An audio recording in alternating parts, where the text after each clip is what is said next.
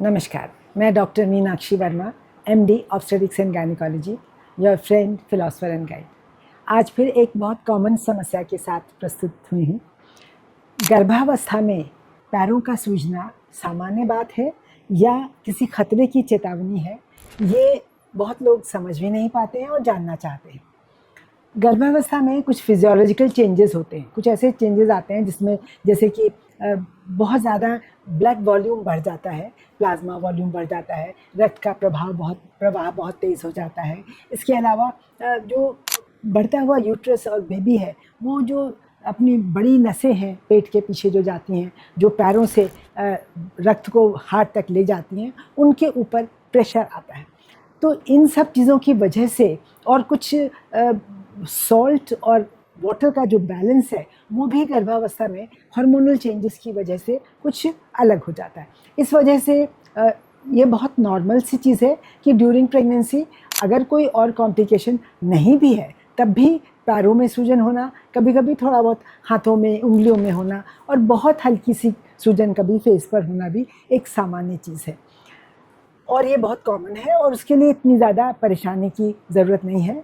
और इसके लिए आप क्या कर सकते हैं, ज़्यादा सूजन ना हो, कि एक तो आप पानी अच्छी मात्रा में पिएं, दूसरा ये कि एक ही पोजीशन में बहुत देर खड़े ना रहें या फिर एक ही पोजीशन में बैठे ना रहें। जैसे आपको ऑफिस में काम करना है तो 6 घंटे आप कुर्सी पर बैठ के ना बिताएं, बल्कि बीच बीच में हर 1-2 घंटे बाद उठें, चलें फिरें, जिससे कि आपके पैरों में जो ब्लड का सर्कुलेशन है वो बना रहे अच्छी तरह से। और जब वो बना रहेगा तो उसको रिटर्न जो है to heart will be good और इसलिए आपके पैरों की सूजन कम रहेगी।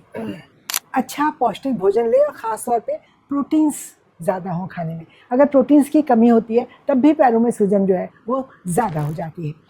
एक्सरसाइज करें। अगर आप बिल्कुल एक्सरसाइज नहीं कर रहे हैं, पड़े रहे हैं दिन भर या बैठे हुए हैं दिन भर, उसकी वजह से भी आपको ज़्यादा सूजन हो सकती है। तो आपको एक हल्की फुल्की एक्सरसाइज है, जैसे कि वॉकिंग है या फिर एक प्रेगनेंसी योगा है, वो करना है, या बहुत मामूली सी एक्सरसाइजेज जो होती हैं हल्की, swimming is a very good exercise, वो भी आप कर सकते हैं। तो ये एक्सरसाइज करने से पैरों का सर्कुलेशन अच्छा बना रहता है और जो हार्ट को जो वीनस रिटर्न है वो अच्छी रहती है और उसकी वजह से पैरों में सूजन की कमी रहती है।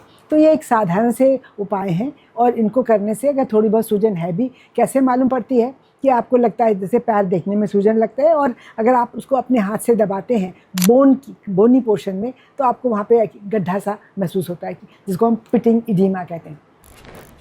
अगर इतना ही है तो कोई चिंता की बात नहीं है। सिर्फ ये है कि आपको जैसा आपके डॉक्टर ने रेगुलर चेकअप्स के लिए बताया है वो कराना ज़रूरी है, क्योंकि ये इडिमा कभी कभी जो स्वेलिंग है कभी कभी एक बहुत ख़तरे का संकेत भी हो सकती है।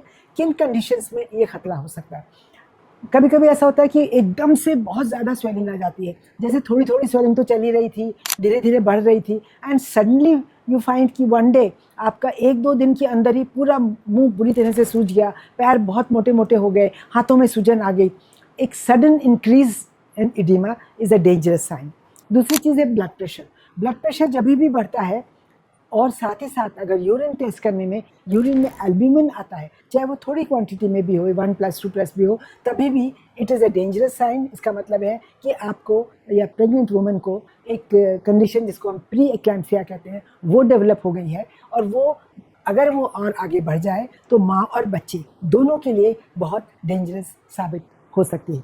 इसके अलावा कभी कभी और कुछ ऐसे साइंस होते हैं जो कि बहुत डेंजरस साइन होते हैं। अगर बहुत स्वेलिंग है, अगर ब्लड प्रेशर हाई है और साथ ही साथ अगर आपको आईज़ में ऐसा लगता है कि या तो धुंधलापन आ रहा है देखने में, या फिर सडनली आँखों के आगे रोशनी, जैसे चमकदार रोशनी, फ्लैशेस ऑफ लाइट आने लगते हैं, अगर वैसा होता है, या बहुत तेज़ सिर में दर्द कभी होता है, तो इमीडिएटली आपको डॉक्टर को कंसल्ट करना है।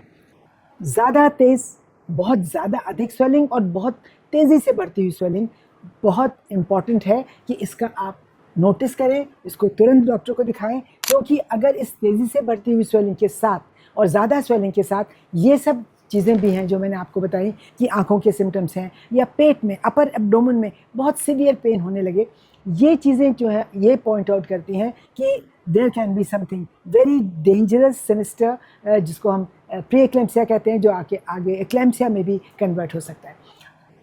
आपको जब भी स्वेलिंग आती है नॉर्मल तरीके से, जैसा पहले मैं बता चुकी हूँ, हील्स नहीं पहनेंगे, कंफर्टेबल जूते पहनेंगे, फ्लैट्स जूते पहनेंगे, और पैरों को ऊंचा करके रखिए। जब भी आपको लगे दिन भर आप काम कर रही हैं, थोड़ी देर बैठ जाइए, पैरों को ऊपर कर लीजिए। हर 2-3 घंटे बाद 15 मिनट के लिए पैरों को ऊपर करके कुशन के ऊपर या तकिए के ऊपर पैर रखिए, जिससे कि आपकी जो स्वेलिंग नीचे इकट्ठी हो गई है वो ऊपर की तरफ चली जाएगी।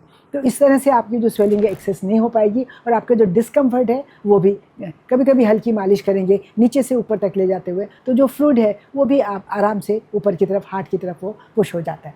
तो ये आपको ये समझना है कि कब ये चीज़ नॉर्मल है और कब ये एबनॉर्मल हो गई है। वैसे तो डॉक्टर आपको बताएंगे ही, पर क्योंकि डॉक्टर को तो आप 2 हफ्ते के बाद या 3 हफ्ते के बाद ही जाकर दिखाएंगी, और आप अपने घर में तो आप रोज़ ही देखते हैं। तो ये जो सिम्टम्स मैंने आपको बताए हैं, एकदम सडन इंक्रीज आँखों के सिम्टम्स, पेट में दर्द होना, एकदम चक्कर आना, ये सब चीज़ें ऐसी हैं कि आपको डॉक्टर को तुरंत कंसल्ट करना है, और ये जो है ये डेंजरस साइन हो सकते हैं स्वेलिंग के साथ। मुझे उम्मीद है कि आपको ये इन्फॉर्मेशन अच्छी लगी होगी।